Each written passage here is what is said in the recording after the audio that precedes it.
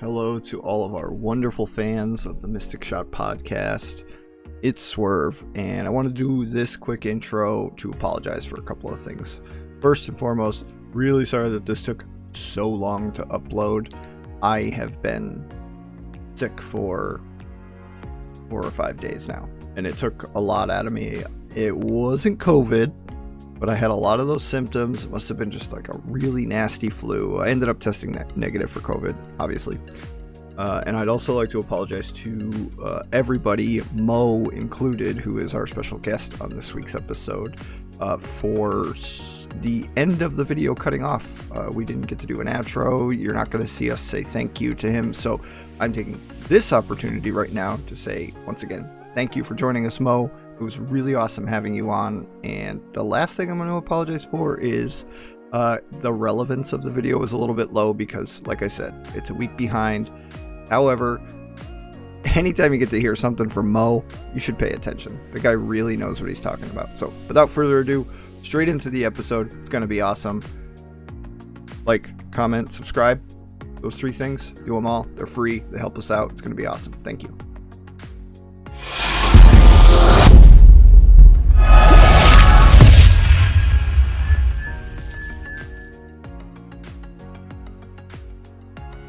What's up, guys?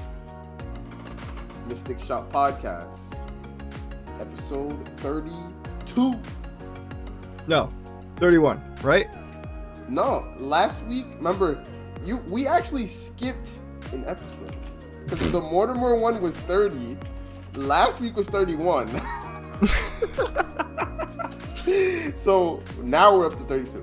Okay, so this is Mystic Shot Podcast, episode 32. Another special guest, guys. Another one. We got Mr.eMOEtional over here, bro. Yes, sir. Poppin'. How you guys doing? Dude, we're doing great. It's really awesome to have you on here. I'm super interested to hear what you have to say. Not only about your background, but also the game and the current game state. And maybe some of your some of your lifetime Runeterra achievements. Oh, all right, we can get into that. Yeah, down. You guys ask, I'll answer. All right, sounds good. But so we got him on today this week, guys. Gonna ask him a little bit of questions, and then of course we gotta get into the patch notes, bro. Oh my goodness, them changes though. All of them, man. Bro. I mean, they even we talk so much smack about Lulu never getting touched, and then Riot was like, "Word, we ain't gonna touch her. Say less." And then they did it. I can't believe it. Bro, they hit 3 different people. They said the same thing with Fiora. You know how many times I had people come at me this week and say, like, you think Riot's gonna nerf Fiora? You think people are gonna nerf Fiora? I was like, does Fiora need nerfed? Yeah. I was like, do I think Riot's gonna nerf her? No. I was like, no way. They're not actually gonna touch Fiora. And then, yeah, complete. Shut me up, I guess. Complete shock, dude. But everyone's, it's like the change that we didn't know we wanted, right? Honestly, I mean, I feel like I wanted it, but I was like, every time you look at the patch notes, you're like, I mean, I want it, but like, I didn't really gonna do it, bro. Right. Yeah, when you tell me I have LOR patch notes coming, I'm like, oh, cool. What, like, 1 card's getting changed this week, So, after seeing this patch, I'm happy. Everything looks great. It looks like we're gonna have a new meta, so. Yeah, everything looks good. But all right, we can get it. We'll get into that after we sit down and have our little interview. So, Swerve, is there any announcements you had for this week? I don't have any particular announcements. We can just jump right into, Mo, Mr.eMOEtional. What's the oldest like CCG that you've played? Is this your first? Talk to us. Nah, I played Magic. I like randomly stumbled upon Magic on accident back in M15, about 2015, 2016, and yeah, I just sat there and I was like, oh, I guess I'll learn this game, and it was cool. It was fun. I didn't take it too serious. Then I decided I went off to college. One of my good friends from high school went to that same college, and he was like, he also played MTG, but he got way more into it, and he was like, hey, there are guys here that have been to the Pro Tour. He's like teaching us all this shit. Do you want to get back into Magic? I was like, fuck, I'll look at it, sure. Got into it, and I was like, man, I love this card game thing. So and then I just started playing card games, and yeah, essentially I played a lot of Magic. That's where most of my experience comes from. But I played in like Pokemon Internationals here in North America. I played Hearthstone, made it to Legend on there, like way back in the day. But for the most part, it's just been focusing on Magic, and then stopped playing Magic towards the end of my college, when I started having to like spend more time to get a job and stuff like that and working. And then I played a little bit of TFT. I've always played League, so that's how I transferred from like Magic over to TFT. And then of course they announced LOR, and I was like, well, fuck. I was like, if they're gonna give me a card game, I might as well take it, you know? Yeah, for sure. And where did you? We've been seeing a lot of success on your streams lately, which is really, really great for you, and we're super happy to see that. And when did that begin? Did that begin recently, or?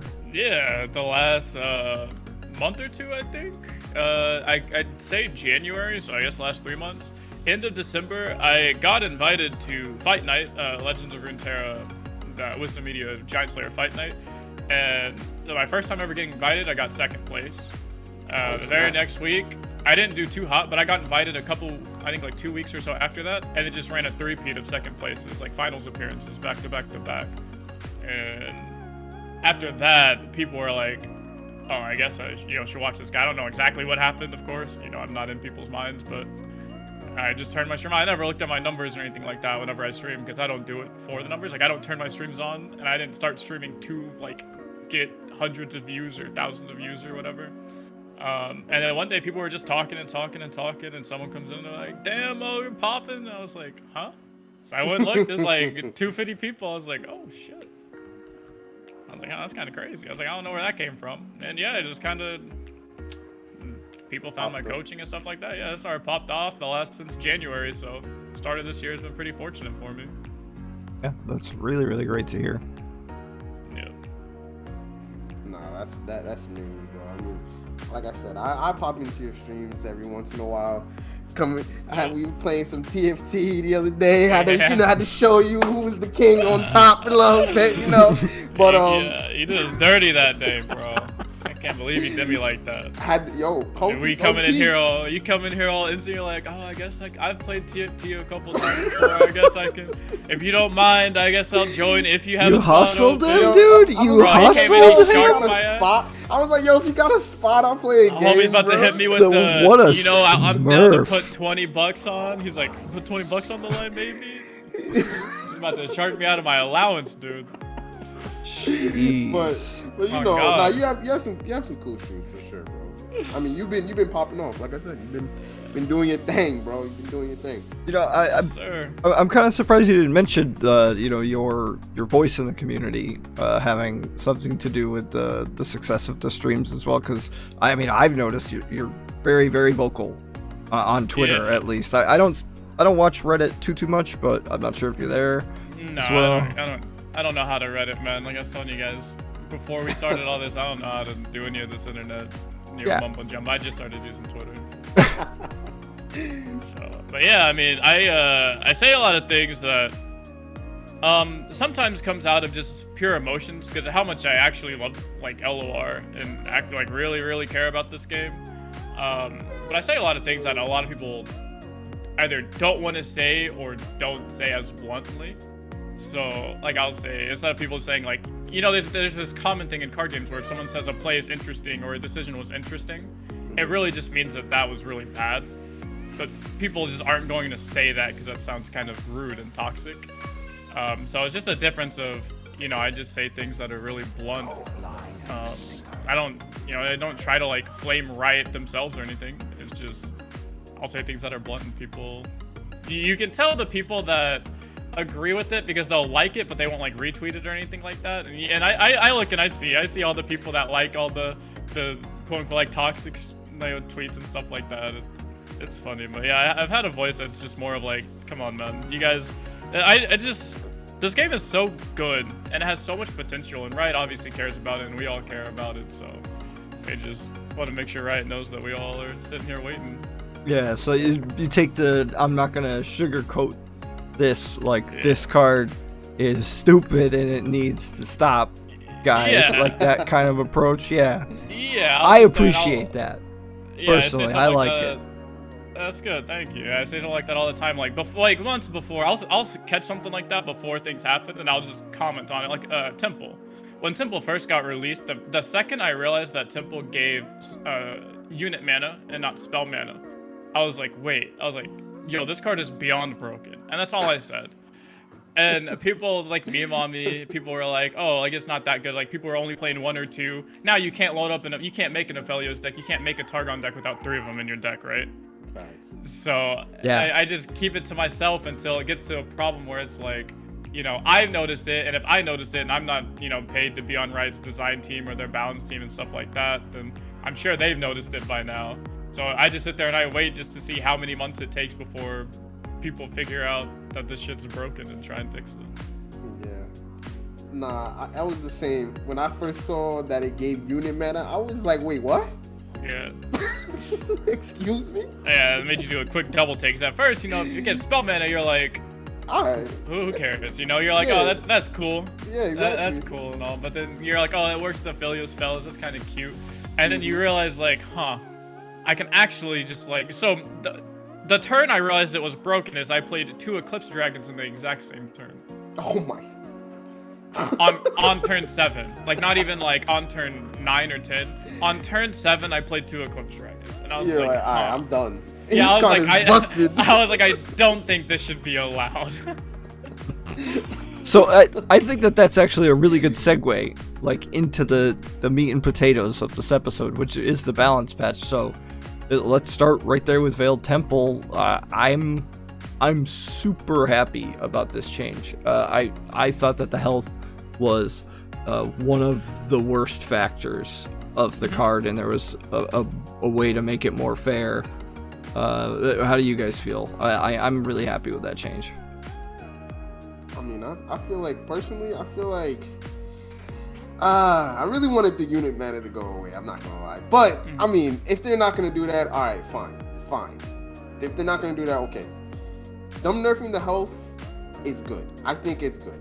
It's a good change. Like, whatever change they made to it, I was probably gonna be happy no matter what. Yeah, I feel like they want Targon to still have a way to have tempo as well. Yeah, right. That's the problem, or the quote-unquote problem with Temple, is the fact that Targon had a very clear-cut weakness before Temple was printed, and that was that it doesn't have, it has really bad tempo, right? And you have really bad tempo losses with a lot of your plays. Like, your turn 3 play is awful. On turn 3, you're playing a 1-2.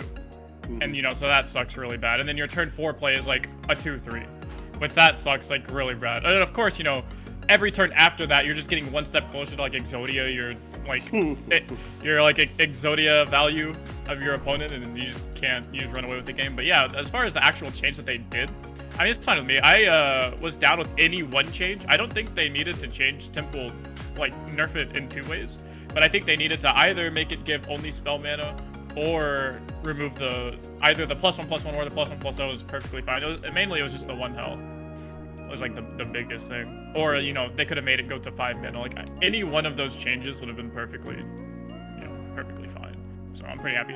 As far as the patch overall, and this might be getting ahead, I just want to say, like, I think the entire patch was really, really good. Yeah, I'm pretty pleased.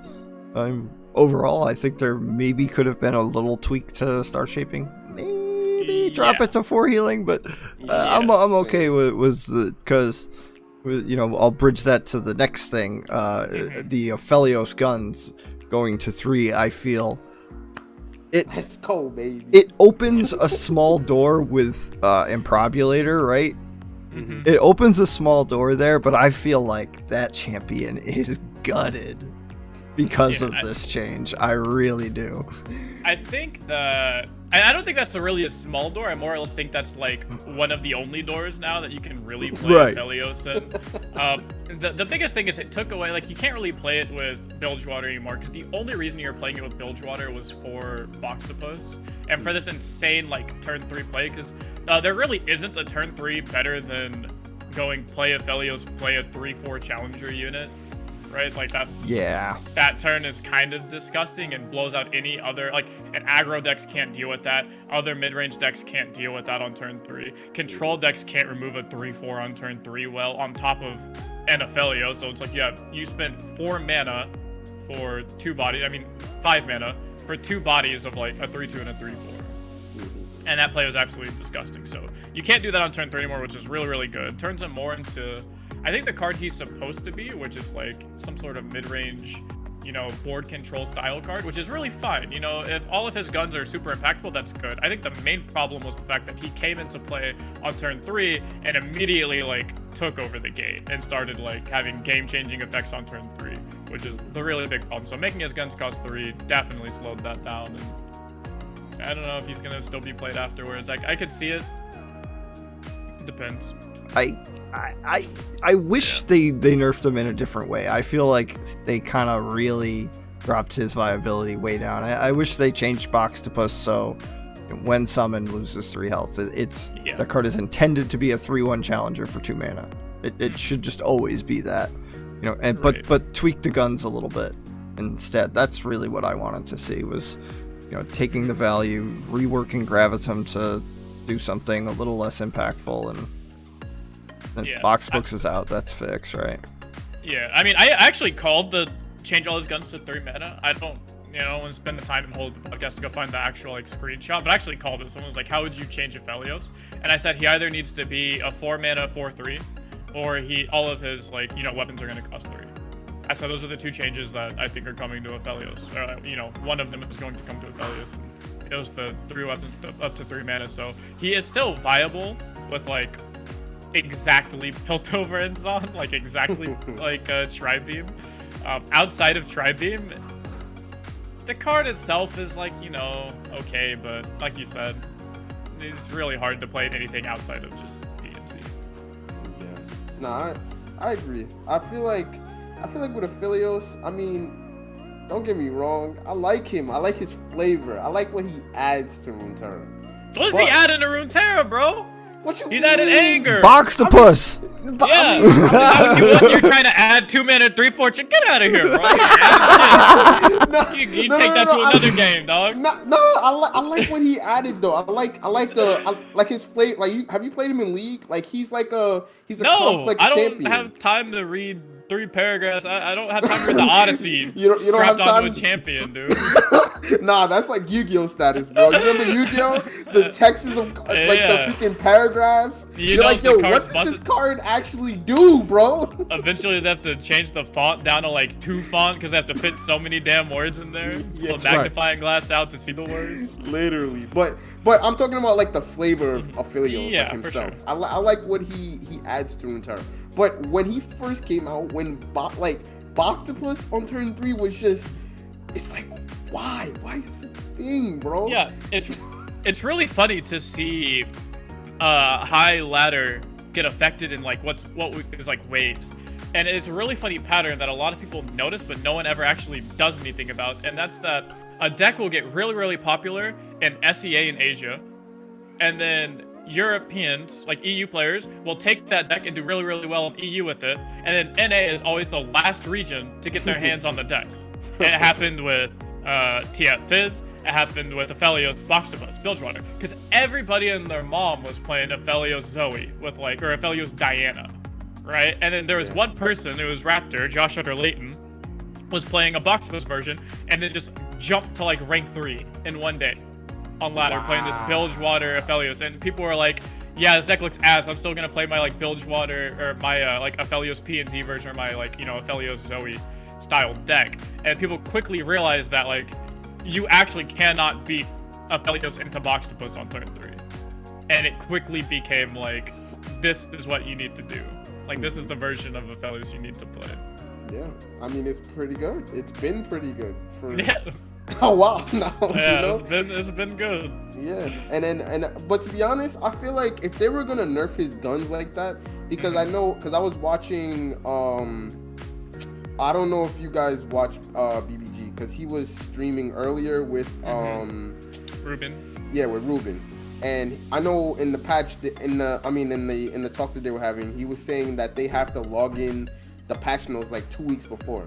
So Right, for I the feel like, phones. yeah. So I feel like if they were gonna do this, they probably shouldn't have nerfed him to a 3-2. Honestly, they probably shouldn't have. Yeah, I don't think so, but it's really hard because I can understand not wanting to instantly like over nerf something to the point of like, oh well, this was a mistake. Because you have to think like, what's worse from a designer standpoint is like, would you rather over nerf something on accident to make him completely unplayable, or would you rather like not nerf him enough and have it completely change nothing, which is essentially what happened. So it's like you either mess up by making it, you know, the meta is the exact same as it is and it stays the same for another like month because, you know, everyone knew that we were only getting the one Aphelios change. Everyone essentially knew that we weren't getting any other balance changes on the Shurima patch because of the you have to put things in 2 weeks in advance thing. So we're like, you know, we know that the meta is going to stay the exact same for 2 months. I don't know. I mean, that's all up to their call if they'd rather keep their game the same for 2 months. You know, that's what they would rather do to make the card unplayable. It's all just, you know, whatever the devs want to do at that point. But I don't know about making the first change of a 3-2. If you're just going to make the guns like this, I would have just started with the guns probably. Exactly. If that's what you wanted to do. Exactly. Because people were saying it from to be honest, like you said, people were saying it from release, like, yo, his guns can't stay at 2. Like, with Veil Temple being printed, there's no way his guns are staying at 2. There's just no way. Even before people were playing Veil Temple, if you just look at the cards, so every card is actually, the main cards are actually just insane. So 2 spell mana for a 2-drop. Anytime you can convert spell mana to unit mana is broken. Like, you know, Crescendum is obviously like really, really good. The 1 mana flower thing you get off of the Duskbringer is really, really good. Veil Temple is obviously really, really good.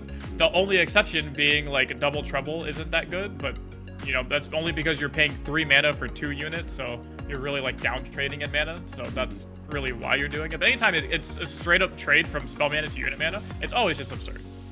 It's always absurd. So the fact that the Crescendum is broken because of that. Calibrum, there's literally not a single card in the game that's a 2 mana deal 3 that doesn't have a downside. Facts. And they just give this guy like a 2 mana deal 3 with no downside. Or I guess technically the downside is you can't hit champions. But like, okay. Yeah. And you're just like, okay, sure, man, I'll still just take my, you know, buffed gotcha. Like, I don't know what.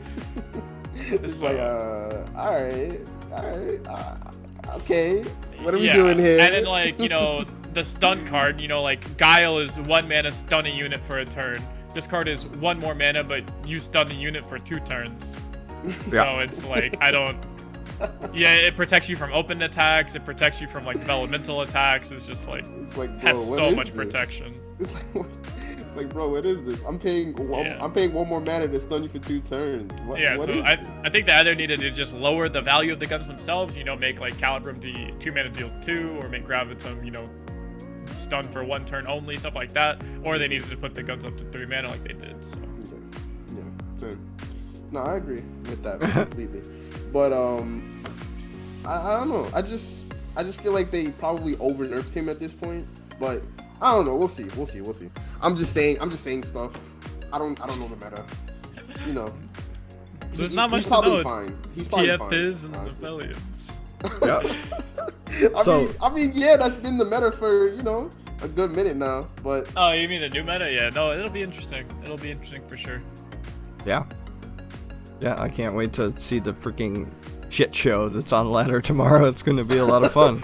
Actually, I'm looking forward to it. Nah, yeah, I know there's gonna be a bunch of decks. But other changes, being I'm TF going to 9 mana. Okay, you want to go? TF to 9 cards. You have to see now. I think that's a pretty good change. I mean, I feel like everyone talked about it.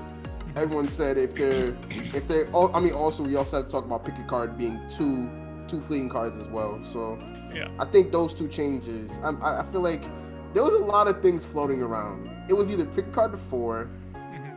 I don't know how I felt about that. I didn't see this change coming. I think pick a card is like ass now. Yeah, I think anyone that says they saw this exact change coming is definitely just lying out their ass. But so I'm not gonna lie, I don't know if you guys went through this, but reading the TF changes, I actually went through an emotional roller coaster of like, oh, I guess I'm just gonna quit this game now, to like, oh, okay, I'm back in this game, to back like, oh, I guess I'm gonna quit this game now. Because it went like, the nerf to TF is I go to 9 cards, and I'm just sitting here like, bro, this is not That's enough. it? What? Yeah, I was like, that's it. And then I see pick a card gets changed, and I'm like, oh, okay. Well, maybe they're changing pick a card to be like, you know, ass. And then I see pick a card goes to 2 mana. And I was like, wait, what? No! Yeah, I was like, what? Stop! I was like, this is a joke. I was like, there's no actual way. And then it goes, draw 2 fleeting cards. And I was like, oh, okay.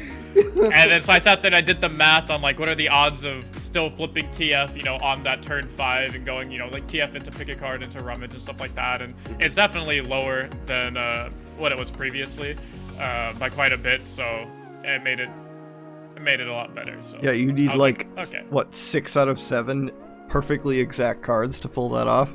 Yeah, it's That's some nuts. like Yeah. I don't know if my math was correct, but it was some like 18% less likely now to pull off a level 5 or a level Twisted Fate on turn 5 than it was previously, which is like pretty. Obviously, that's pretty big. You know, if a 5% change in a matchup is really big, then obviously an 18% change in a leveling up your champion is humongous.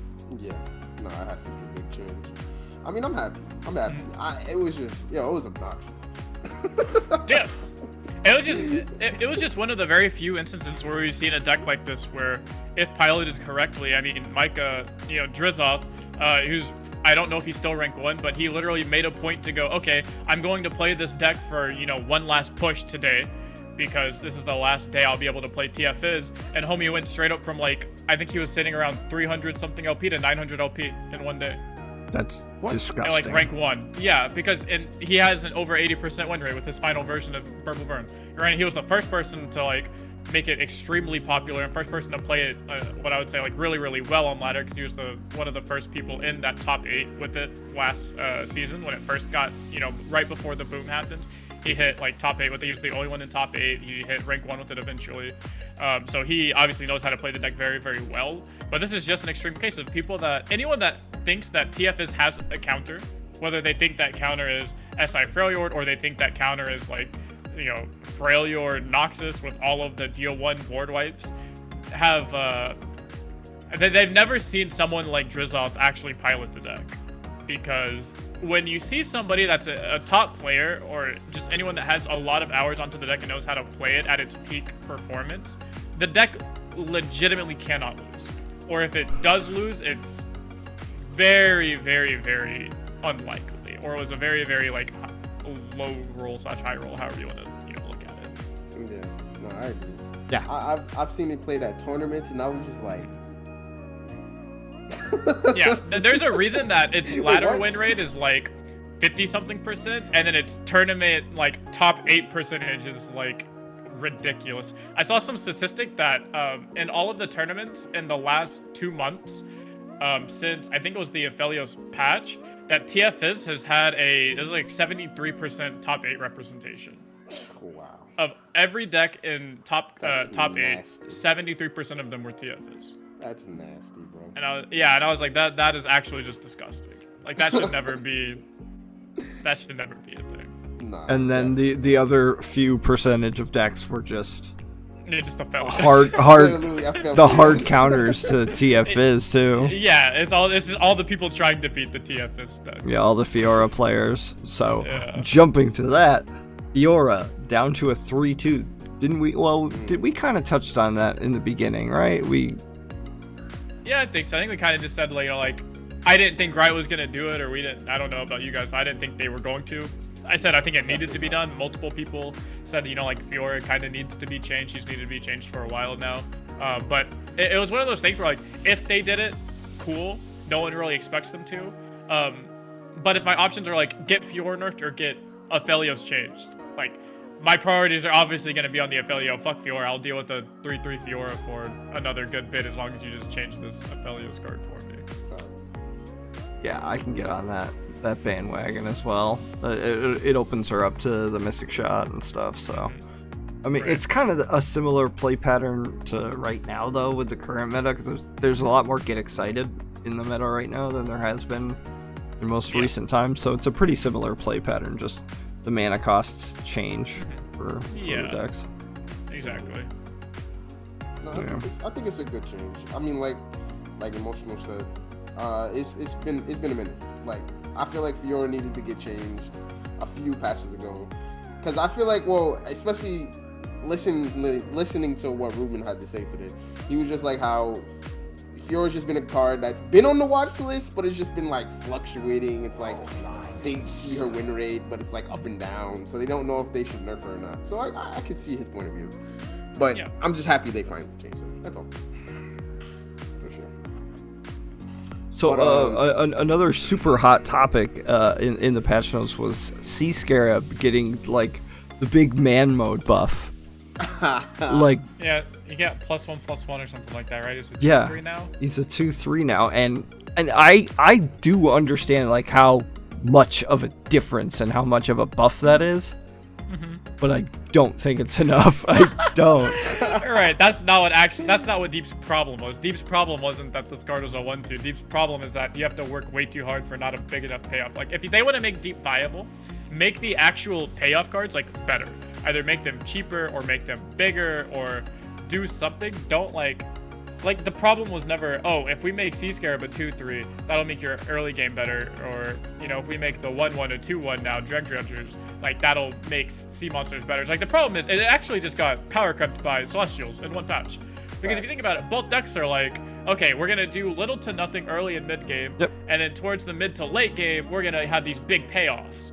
And Celestials just does that, but like better, because you get to play a really good region and just play better cards. As far as, you know, Deep is playing like, you know, oh, your worst draws with Deep is you're playing like 6 mana 4/4s and stuff like that, and your worst draws with Celestial is like, I don't even know if you have them. I don't know. I don't even know what the worst draw with Celestials could be. It's like triple drawing Star Shaping or something. Yeah, right. Which even then you're like, okay, well, I'm still healing 5 and eventually getting like a really big unit by the time I get to play it. Exactly. So it's not even that terrible, because you could definitely draw some really terrible cards with Deep, or you could just straight up like, oh, you need Runations and Vengeances and stuff like that. You could just straight up like, nah, you know, you don't need that. You just mill your deck, bro. Mill your deck. You don't need that. So basically what you're saying is that the Invoke Targon archetype is still always going to be a better choice now over Deep, even now after this buff to Deep. Yeah, for sure. Because the early game was not really what Deep struggled with. It was more just actually ending the game. And like, because Deep, if you're not Deep on turn 7, your deck is actually so bad. Because the only time that deck ever actually does stuff is when you're Deep on turn 7 with Nautilus in play. And then you get to untap, and then on turn 8 actually like have these disgusting like value turns of like 1 mana 7/7 eat something, 0 mana 6/6 elusive draw a card. You know, like those like disgusting turns. You finally get to play out all these busted ass, you know, what are supposed to be like big units. Whereas the thing with Targon is you don't have so many conditions, and then you can also don't have to wait until turn 8. You play like turn 3 1/2. You know, you play turn 3 Priestess, and then now your turn 6 you're playing a 4/3 lifesteal and a 4/3 elusive unit. Like you're playing essentially what's an 8/7 on turn 6, which is already better stats than a Deep monster with Deep. Like Deep sea monsters with Deep are 7/7s. So already like we're getting 8/7 worth of stats here. And you didn't have to go through all of this work of hoping to high roll into milling out half your deck and stuff like that. Right, and it's not like you have to pay the cost of not being able to be an SI, because you just can be, because the Invoke package is like, it allows for like really, really greedy splashes like that. You know, I guess greedy is maybe the wrong word. I think flexible is probably the better word, right? Yeah, I mean, it could be both, because that's how you actually beat Targon decks, is you get more greedy. If you look at ladder, a lot of people started to throw, and the people that are playing like Zoe Aphelios, you'll see a lot of people actually started playing Aphelios, 2 Zoes and 1 Aesol. Because the way you beat Targon in Targon mirror matches is you just out-greed them. Like you play, you know, triple star shaping into the like 1 Aesol for the super, super late game that you know you're going to turn 15 plus in those matchups. Yep. So you start throwing in the like Sky's Descends, the all of these super late game cards that will never work in any matchup that's not the mirror match, but you know, because you're playing such greedy cards and because you're hitting the mirror match so often, it's fine. Yep, usually, yep. Yeah, targeting the state of the ladder, you know, 100% there. Was there any other like majorly interesting changes? Oh, Oh, rear guard. The revert to the rear guard, man. My little buddy he's back. He's back to the way he was. It's just great. Yeah, that's cool. I mean, it's cool, right? But nobody plays 1-2s anymore. Nobody plays 2 drops with 1 attack. I think it's more that people, and he actually, it could matter a lot because people play a lot of like 1-3s. It's like people are playing like Ballistic Bot on turn 2. People are playing like Egghead Researcher in some of these decks on turn 2. And people could be playing, if you're ever in the mirror match, if let's say Bird comes back and you're playing Boomker Rookies, like now you're playing a Boomker Rookie on turn 2. And a 3-1 just like gets cucked really hard by those things. But a 3-2 is really, really good and makes you have to have like a spell. Unfortunately, I don't know if that matters because Avalanche still does 2 damage and Blinded Repeat still just 2 damage. And like the 2-1s off of the Dragonling Girl, from Ionia, like they're 2-1, so they can still deal 2 damage and kill whatever it's chump blocking. Yeah, I feel like when I'm playing like heavy control decks and someone drops like a rear guard on turn 1, and I'm like, I'm not gonna block it, but I'm gonna keep my eye on it, make sure it doesn't get too much value or anything, like. Yeah, that's how you beat those decks. Is people think like, oh well, I have this Avalanche, so I'll wait for you to spit out your whole hand and I'll Avalanche you. But then most aggro players are gonna go, why would I do that when I'm hitting you for 6 every turn? Like 6 is a lot of damage. That's like over 25% of your life total every turn. Yeah, so your health, bro. Your health. I like having spell mana too. Like, you just Avalanche me on turn 4, but you're at 10 health. Sorry. You're right. Yeah. And then also Shadow Assassin. Shadow Assassin. That is actually a legit change that I didn't think was gonna happen. Same. Yeah, a lot of people, like, no one really I don't think anyone actually expected these buffs. I think there were some people that were saying like, oh, give us like a Lulu buff, like you were saying. Like people were saying, like, right, you never touch Lulu, and right said hold my beer essentially. Just love Lulu. Literally. But other than that, I think the Dreadway change was a little expected, just because people hated the like timelines combo. Yeah. But the other things, I felt like I was. Yeah. Go ahead. Yeah. No, I was gonna say that I really like the Dreadway change, and I have some interesting deck building ideas that I'm gonna see if are any good. You can keep secret? I'm gonna keep it a secret for now. Alright. I'll see you win in the next tournament with your secret deck. The Shadow Assassin change, I remember what I was gonna say, is actually this 2-1 change to being a 2-1 is actually the change that a lot of top players thought was gonna happen when they nerfed it the first time. Like, you guys remember when they nerfed this card like 7 months ago. Yeah. Down from, because it used to be a 2-2. I think it actually used to be, bigger than that, like way back in beta. But when it was a 2-2 and they were like, everyone was like, oh, it's gonna get nerfed. Everyone thought it was gonna be a 2-1. So it could essentially, you could keep this like elusive aggro style deck, but you just make it easier to kill, is the idea. But they made it a 1-2, and you're like, well, now I don't want to play an aggro deck, and now it's not even like a good blocker if I'm playing it in some sort of Ionia tempo deck type thing. So there's like actually just no reason to ever play this card now. Yeah, legitimately. It's just trash. It is trash. Yeah, I thought that they were gonna give River Shaper the old revert and make that back to a 2-1. Oh man, and they hit Fiora. What? Nah, that would have been OD. That would have been OD. I would have been like, all right, Fiora. I mean, honestly, it changes very little, dude. It changes like very, very little because the play patterns in Fiora Shen, which is where that card shined, like had so many ways to keep it up. Didn't matter if it was 1 damage or 2. Right. It just made it. It just made it to where you have these random like nut scenarios where your opponent does play these like 1-3s or 1-1s where you're like, oh well, I guess I get an extra free card now because you buffed this card for some reason, Yeah. True.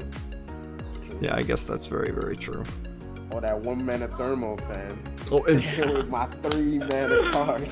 Oh man. How do we feel about Fey Guy getting a little bit of love? Like, did they? Okay. All right, dude. Yeah. I don't know. Like, I think sometimes I'm convinced Riot changes cards in here just to remind us that they're in the game. yeah. Because like this Callous Bone Crusher card, no meme did not know this card existed. the 6/4 for 4 reputation I cost 2. Like, I legitimately didn't know this card existed. So I think they just like it changed it, not because it's probably OP and people just aren't playing it. Riot just wanted to remind us that this card was in the game because they're like, hey, no one's ever played this card before. Because it sucks. The card sucks. They're like, I just want to make sure you guys know about it. So like, I actually tried to play Fade Guide decks way back in the day when it first got released because it's a 4-drop. So that means you can give any 3-drop elusive is the idea, right? You curve 3-drop into 4-drop. So you say what region has the best 3-drops, and the answer is Noxus. You have Draven on 3, you have a 5/4 on 3, and you have a 4/3 overall on 1/3. So the idea was like you curve out any of those 3-drops on 3 into Fade Guide on 4, and now you have this like disgusting elusive, whether that's a 4/3 overall with elusive, or a Draven with elusive, or a 5/4 with elusive. You know, and that the idea was there, but the deck was just strictly worse than like every other aggro style deck possible. So I was like, never mind. I was like, I'll just play these other good decks. Yeah. Oh yeah, we didn't even talk about Burble, fam. Yeah, Burble dropping to a 2/1. The Bargle fish is like a whimper of his former self. Yeah. I mean, it being a 3/1 was just, oh my god, why? 3/1, a freaking 3/1 for 0 mana most of the time, fam. Like, what were they thinking, bro? Like, I remember when I first saw this card, I was like, bro, what are they thinking? Why is this card here? I don't know. I think the funnier thing is how long it took people to start playing the card. Because a lot of people, when they looked at it, they were like, oh, this card's like a meme. Up until like Drizoth, like I was telling you guys earlier, when he was winning with the deck and he was posting about it, he was like, this deck is free wins. This TF Fizz deck when it first came out, he was like, this deck is free wins right now. Like, this deck can't be beat, essentially. And people were like, oh, you're playing Burblefish. Like, you know, this is a meme deck. You're playing this cheesy, like, Fizz, Burblefish, you know, style deck. Like, you know, with suit ups. So, like, this deck's bad. You're just, you know, getting luckier. It's meme. And then, yeah, and then the fact that now you look at Burblefish and you're like, man, this card has been problematic. But then you realize that this card has been out for almost a year now. And it just started seeing play in the last, like, you know, 2 to 3 months. It's so funny that it took players almost 9 months to be like, huh, we should probably be abusing the 0 mana 3/1. Yeah, it was kind of came out of nowhere, like right before the Aphelios patch hit. Like, what, like a month before the Aphelios patch came? Yeah, it was so late in the season. It started first seeing play in Go Hard meta. People were like, oh, well, you know how you beat the Go Hard mirror, how you beat these how you beat these control decks essentially, because the worst matchup for you was always, you know, FTR. So people were like, oh, how do you beat this? Well, they're never going to keep board wipes against you, so you just go, or they're going to use them early on. If they do, they're going to keep like avalanches. And then so what you do then is on your turn 7 is when you go, okay, play like a Ledros, and then go Burble, kill you. And people are just like, huh, this like Burblefish card is like really good. But then there was people on the fence, like half the people thought Burble was bad in the deck, half the people thought Burble was good in the deck, you know, so it never really cemented itself until, like you said, right before the Aphelios patch happened, people were like, huh, maybe this Burblefish card is pretty good. Yeah. No, yeah. I think it's been a pretty good card. It's just deck building and figuring out where to actually put it. You know, sometimes it takes a while. But also the changes to Jarvan and Shyvana. I mean, it J4. was, I feel like they were little changes though. Honestly. Little? Yeah. I am kind of shocked about the Jarvan buff. I can't believe they went full 1/1 on that. Yeah, it's scary. That's a lot of damage. I think mid-range is going to be nuts, actually. Yeah, I actually think they could have given Jarvan the 1 power and not the 1 health. But like, I don't think a lot of people don't actually realize that the change from 3 health to 4 health specifically is like really, really good, because that gets you out of essentially every single removal spell range outside of like exactly Black Spear, which is they buffed that to 2 mana deal 4.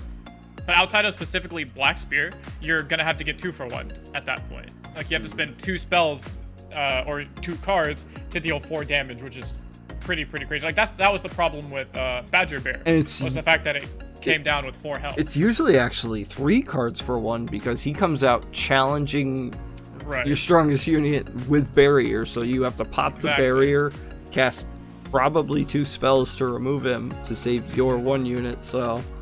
Right, or at the very least, again, you play like a spell and then you lost your biggest unit, so we can say, oh, like, what if it's a Garen? So you're losing your Garen and you're losing, like, a single combat. And if that's how you're going to try and kill this thing, then you're using 2 units of single combat to kill that's true Jarvan. So that's like, Jarvan's getting a lot of value out here. So putting it up to 4 HP is actually a really, really big buff. And then the Shyvana buff is just like, I don't know. I don't know how I feel about it yet. We want to be better than Badger Bear. I guess, yeah. That's what that first buff was about. I don't know if I like this or not. I don't really know. Because she was gaining Fury already. Like, I liked the 4/4 with the, you know, being a 5/5 on attack. I liked that a lot. Yeah. Going to... Yeah, I think a 4-mana 5/5 is pretty good. I mean, you all remember Badger Bear, so a 4-mana 4/4 is obviously a high status for its cost, so a 4-mana 5/5 is going to be near impossible to actually match. And so yeah, it'll be interesting. The problem is you're still in Demacia, which is like a not good region right now. So that's like the biggest downfall for it. But I mean, with this Jarvan buff, we could definitely see some sort of mid-range. Yeah, I think it's crazy. I think they were cuckoo about it. Honestly, I'm scared. Yeah. I think, just what do you guys think the meta is going to shape up to be? I think mid-range is going to be pretty crazy. You think mid-range Demacia is going to make a comeback? Maybe not specifically like Bannerman Demacia, right? But I feel like mid-range as like a playstyle is going to be really, really good in the next patch. Yeah, I have my thoughts for the decks that I think are going to be played just specifically this week while people are still figuring out the meta is going to be in no orders, like, you know, Lee, Zoe, SI Failure Order, probably the 2 most obvious because their biggest down, like the only thing keeping Lee Sin out of the meta was Burblefish. Yeah. And so now that Burblefish is essentially gone, then Lee Zoe is just going to immediately come back and be right on top. And then SI Freljord also lost to Burblefish and like Aphelios. So now that both of those are maybe out of the meta, like SI Freljord's going to come back in. And it also like lost to Fiora. So essentially every deck that Lissandra Trundle lost to just got nerfed. So we're pretty certain that deck's just going to pop up also. And outside of that, you have like Aphelios PNZ is going to be messed with a whole ton just because people are going to be like, I crafted a foil Aphelios, so I want to use it. And then Azir Lucian, I think Azir Lucian is actually one of the most underrated decks in the meta right now. What do you think is pushing it further than the other like tier 2s? Like the other tier 2 aggro decks or tier 2 decks? Because it beats just about everything I just named outside of like Aphelios PNC. Like it beats Lee Sin because Lee Sin always had a problem with like aggro decks style decks. So that would, because you're like a turn 4 kill you or turn 5 kill you combo deck, you have a benefit there, and then you just destroy SI Freljord. Like that matchup is not even close in the slightest. So if people start slamming SI Freljord, then you're just gonna get free wins there. But outside of the Aphelios PNZ, I could see you losing to. It'll be kind of close, but that deck mainly it was being held back right now because of Targon. Felt really bad to just get like 5 mana heal 5 or like hush your Lucian, essentially just like deny your entire combo turn. But if mid-range comes back, then that deck's going to get pushed out and mid-range is going to take its spot. So it's either going to be an Azir Lucian aggro deck or it's going to be some sort of like Demacia mid-range, whether it's like Demacia Ionia, Demacia Noxus, whatever it ends up being, the like Demacia mid-range deck is going to take its spot. Yeah, I mean, I'm actually really worried because I want to play spiders for like a long time. I'm really enjoying playing the spider deck. And I'm super worried if mid-range gets crazy strong because my spiders, man. Yeah. I want to play it. Them spoders finna get crushed. Dude, I'm worried. What do you think the meta's gonna be with people? What are you thinking? I mean, I don't know. I feel like there's a lot of this, like Mo had said, there's a lot of different changes that are definitely gonna shake up the meta and stuff like that. But I think especially SI Freljord, yo. Oh my god, I was like, yo, I don't know. Maybe that deck needed to get touched, bro. I was like, I don't know, bro. Maybe that deck needed to get touched. Cause like, bro, all the decks that deck was bad against just got nerfed, fam. I was like, I don't know about this. I feel a little shaky about that, but Yeah, I think it'll be okay though, because the deck is it's like, you know, it has board wipes and stuff like that, so it can control the mid range. But I mean, if you got like those sticky cards from Demacia with some denies in the back, it might be a little spicy. So or cards like Ruin Runner and Sever, dude. My goodness. Oh, yeah, for sure. I really think that the Ash LeBlanc and Sever LeBlanc archetypes could make a pretty strong stay. I mean, as well as just like Demacia Shurima, like everyone overlooks at the fact that Shurima's identity is very not super defined, and a lot of people just look at the region and say, oh, it's just like Demacia 2.0 because it's a lot of just mid-rangey big units. And so you could very much well could just take Demacia and then Demacia 2.0 and put them in a deck together, and then now you're playing just like these insane mid-range value cards with these really good combat tricks to force trades, like, you know, Exhaust forces good trades against any mid-range deck, and then against any control deck you just play 5/4 or 6/4 spell shield unit. Yeah. And you're just like, well, I guess I'm just never losing to control now. I cannot believe that didn't drop to a 5/4 overwhelm. I can't believe it. Like, that card is gonna be so good.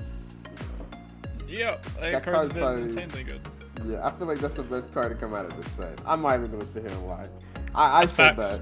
I feel like that's the best card to come out of the new set. Because that card is just nuts, bro. Spell shield on an overwhelm unit?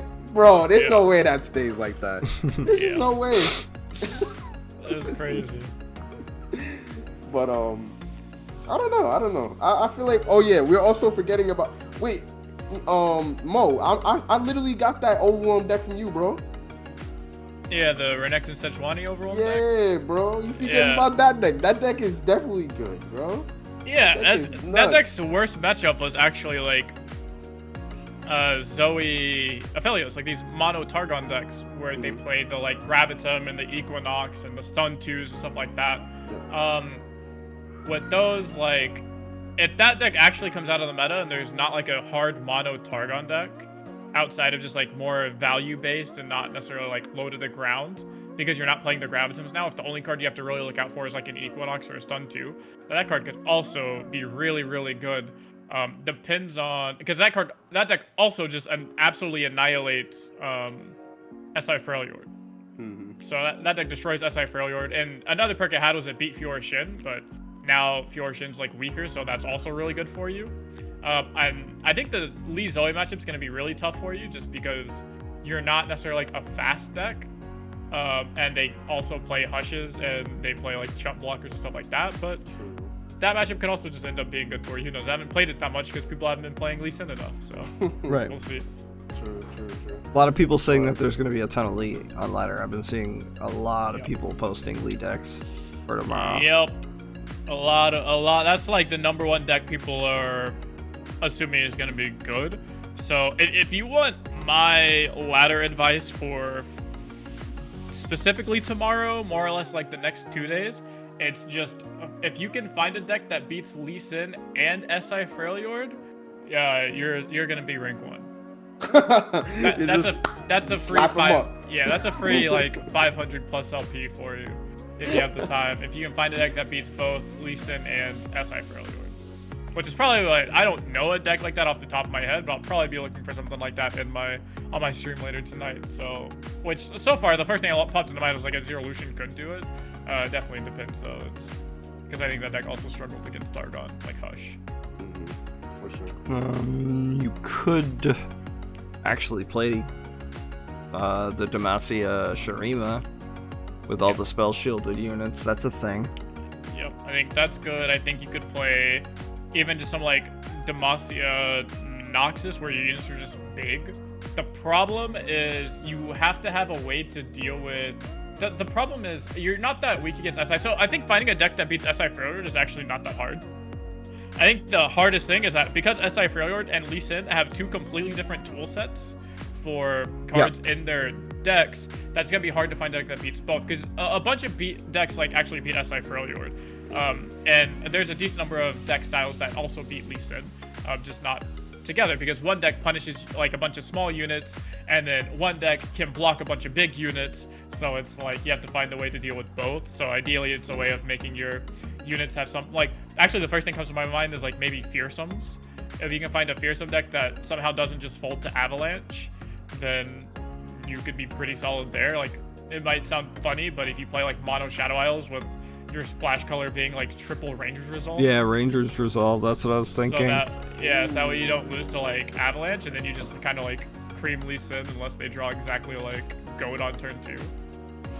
That could be like a deck you play. I don't know. It'll definitely take some testing to find out. But if you know one of those decks, obviously you have a very short window of like, you have to find it tonight, so you're gonna use it tomorrow and the next day. But if you find something like that, then that's definitely gonna be the go-to deck for the next, the first 2 days of the new meta. No, for sure. I'm sure people will put their heads together, figure it out. If not, I'm sure Mo will figure it out tonight and start slapping them up. Break one, gotta get it, bro. The fallback plan is always just discard aggro. So fuck it. Yeah, if you can't find something, just slam discard aggro. Yeah, you know just slam some sort of aggro. You know what it be, bro. Spiders, slap baby. them up. You gotta slap them up somehow. Yeah, bro. Spiders is also really good. You just find any of the like 2 like really good aggro decks and just start slamming them into people. Yeah. Oh man, I don't know why that deck works so well, bro. Yeah, I don't. And this is a combination of like, It's units that can't be blocked, and then like random burn damage, and then you never run out of your hand because you have things like Stalking Shadows. Yeah, Stalking Shadows, yeah. and then Glimpse. you randomly like win games because you play stuff like Unspeakable Horror. Like, I lost a game to a Spiders player the other night where I was playing aggro into him, and I was winning the game really